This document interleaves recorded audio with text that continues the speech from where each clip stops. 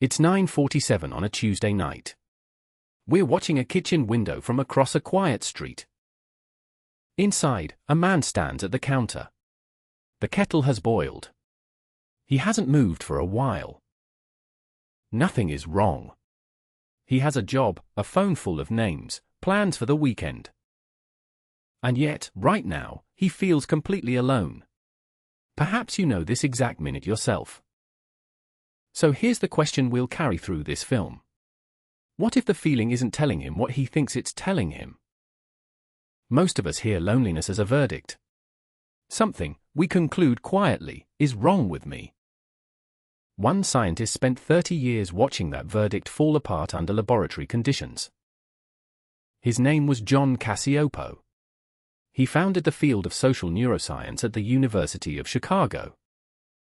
And what he found changes what 9:47 on a Tuesday actually means. Cacioppo's conclusion, published with William Patrick in 2008, is almost embarrassingly simple. Loneliness is not a character flaw. It isn't a moral status. It isn't even sadness. It's a signal. A perceptual and physiological signal, as real in the body as hunger or thirst. Evolution calibrated it to be uncomfortable on purpose. Comfort would never have made anyone move. The discomfort is the design. The feeling, in other words, is doing its job. Which raises a stranger question. What exactly is the signal doing to him, right now, tonight? Watch closely, because the changes are already underway. And they are physical. Tonight his sleep will run shallower than it should. Lonely brains keep one ear open, like sentries. Tomorrow his perception tilts. Neutral faces on the morning train will read as slightly hostile. And deep in his white blood cells, gene expression is shifting along inflammatory pathways. His body is quietly behaving as if he'd been separated from the tribe. Because as far as the body is concerned, that's exactly what has happened. Here's the part nobody tells you. The signal was never counting how many people he has. It measures whether connection is actually landing. Quality of contact, never the head count. You've done this. 11 at night, phone up, scrolling faces, feeling further away with every single one. The feed keeps offering people. The signal, patient and ancient, is not fooled. So that's what it is. An old alarm, running perfectly, inside a very modern body. But that's not the strange part. The strange part is what we do when the alarm sounds. When a smoke alarm goes off, nobody sits down to ask what it says about them. When loneliness goes off, that is precisely what most of us do. We turn inward. We journal it. We analyze it. We try to feel it fully. And the clinical literature is blunt here. Introspection, in an acute lonely hour, tends to deepen it. The feeling gets read as evidence against ourselves. I'm hard to love. I don't fit. A signal built to push us toward people becomes a reason to hide from them. There's a second misreading, and it's subtler. We confuse being lonely with being alone. They aren't the same thing. Cacioppo's work shows they aren't even on the same axis. Picture two lines. One measures time spent alone. The other measures whether connection is felt. Some people live quietly and feel deeply held. That's solitude, and it isn't a problem. And some people are never alone, and nothing they do socially ever seems to land. Watch the office kitchen at lunchtime. A full room, warm noise, and someone at its center, starving. A calendar full of people can be loneliness wearing a very good disguise. So the misreading costs twice. The solitary panic needlessly. The overpeopled never notice they should. Now, if loneliness really is a signal, it should spike at predictable moments. And it does. Think of the last time your life changed shape. A move. A breakup. A baby. A retirement. Every major transition restructures your social world, whether you choose to take part or not. The divorce research puts hard numbers on this, and honestly, the numbers are stark. 50 to 70% of pre-divorce friendships dissolve or restructure within about a year. Not because anyone failed. The configuration changed, and the friendships were built for the old one. New parents feel it as bandwidth.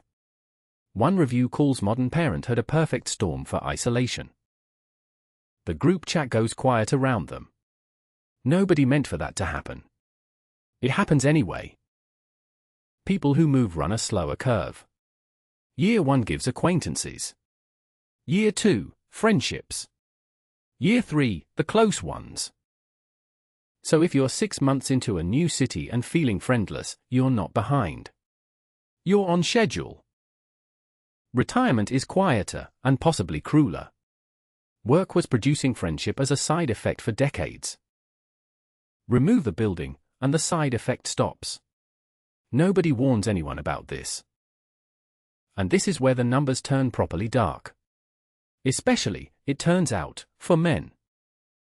In American survey data, men with no close friends rose from 3% in 1990 to 15% in 2021. Among single men, it's 1 in 5. The alarm is sounding in millions of houses at once. So the spikes aren't random at all. They follow the fault lines, the places where life gets rebuilt. Which leaves the only question that matters at 9:47. What does he actually do with it? Here's the part that surprises almost everyone. The signal isn't answered by understanding it. It's answered by action. Small, specific, and soon. 10 minutes, not someday. The clinical protocol is almost insultingly modest. Pick one social action. Do it within 10 minutes. Not a grand gesture. A short text to one specific person about one specific thing. Saw this, thought of you. Or, what was that book you mentioned back in March? 30 seconds. The point is contact, not conversation. If they don't reply tonight, the contact still happened. Or gentler still. Go and sit where other people are. A library. A late cafe. You don't have to speak to anyone. Co-presence counts for the nervous system, even without a word. And the relief arrives before anything about the situation changes. The body registers that its person moved. The alarm quiets. Not because loneliness is solved, but because it has been answered. The long game runs on slower arithmetic. Around 90 hours together turns an acquaintance into a friend. A close friendship takes roughly 200 hours, sustained over years. That maths doesn't bend for anyone. You've felt the pull to wait until you're ready. You won't feel ready. Action comes first. So the answer was never insight. It's a small deposit, made tonight, and then made again. Step back now, from the window, and watch the whole picture quietly rearrange itself. We're a species that survived by needing each other.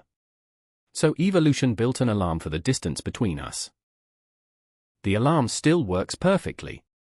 It's the world that changed around it. Villages scattered. Workplaces dissolved.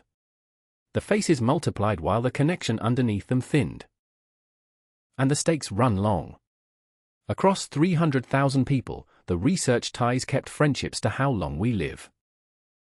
One honest footnote, because it matters.